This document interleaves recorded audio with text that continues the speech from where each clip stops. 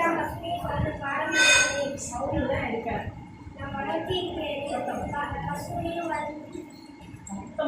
வளர்ச்சியின் பேரில் பசுமையை மறந்துவிட்டால் பாரம்பரியமும் மறந்துவிடும். ஏனெனில் நம் கலாச்சாரம் இயற்கையோடு இணைந்தது.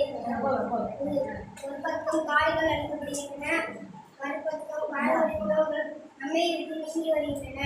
இந்த இரண்டை மீட்பது நம் கடமை. இன்றைய தலைமுறைக்கு ஒரு கடிதம் போலவே இருக்கிறது.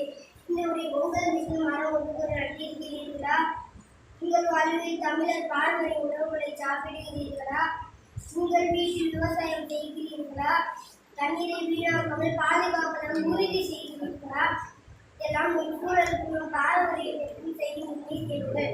ஒரு மரம் வளர்ந்தால் அது பல தலைமுறைகளுக்கு கிளை தரும். ஒரு பாரம்பரியத்தை பேணினால் அது பல தலைமுறைகளுக்கு அடையாளமாக இருக்கும். முடிவை நான் கூறுவது முன்னிறுத்தினே. பசுமை ஒரு இயற்கை அல்லது பாரம்பரியம் ஒரு வாழ்வியல் அல்லது இரண்டு தந்தால் மனிதனின் உண்மையான வாழ்வில் உருவாகும். மரங்களை நடுவோம், விவசாயம் செய்வோம், பாரம்பரியங்களை வாழ்வில் கொண்டு வருவோம். இயற்கை கலாச்சாரம் ஒன்றிணைந்து நம்மை ரசிக்கிறது வழிநடப்பு. நன்றி, வணக்கம்.